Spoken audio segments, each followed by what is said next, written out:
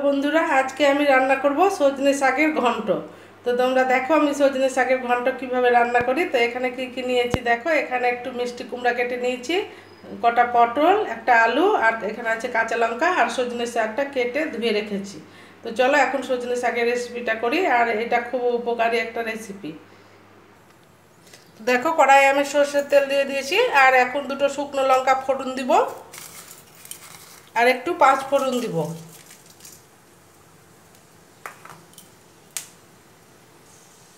এবার সব সবজিগুলো দিয়ে দিব, এই যে সবজিগুলো কেটে রেখেছি সেই সবজিগুলো সব দিয়ে দিব।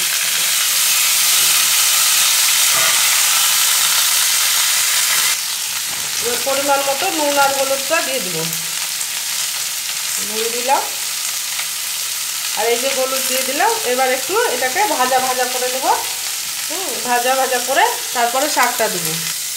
তো দেখো সবজিগুলো আমার একটু ভাজা ভাজা হয়ে গেছে, এবার সজনে শাকটা দিয়ে দেবো।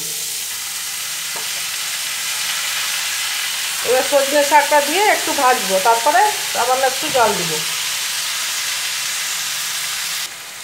তো দেখো সজনে শাকটাকে আমি একটু ভালো করে ভেজে নিয়েছি, এবার একটু জল দিয়ে দেবো। জল দিয়ে এবার ঢাকা দিয়ে একটু সেদ্ধ হতে দেবো, কারণ সজনে শাকটা একটু সেদ্ধ হতে সময় লাগে। একটু ঢাকা দিয়ে দেবো, ঢাকা দিয়ে সিদ্ধ হতে দেবো। তো দেখো শাকটা আমার প্রায় হয়ে গেছে, মানে সব সবজিগুলো সিদ্ধ হয়ে গেছে, শাকটাও সিদ্ধ হয়ে গেছে। এখন সামান্য একটু জিরে গুঁড়ো দিয়ে দেবো, একটু জিরে গুঁড়ো আর 1 চিমটে চিনি দিব, কারণ শাকটা তো একটু কষা কষা, 1 চিমটে মতন চিনি দিয়ে দিলাম। দিয়ে এবার একটু নাড়াচাড়া করে নামিয়ে নেব। আর আমার এই ভিডিওটা যদি তোমাদের ভালো লেগে থাকে তাহলে লাইক করবে, শেয়ার করবে, সাবস্ক্রাইব করবে। হ্যাঁ, সাবস্ক্রাইব করে আমার পাশে থাকবে। দেখবে রান্নাটা করে খুব খেতে টেস্ট হয়, আবার খুব উপকারী। সজনে শাক খাওয়া যাদের তো হাই প্রেশার আছে তাদের পক্ষে তো খুবই উপকারী। তো এইভাবে একবার রান্না করে দেখবে। তো দেখো এই রান্নাটা আমি তুলে নিয়েছি এবার কড়াই থেকে।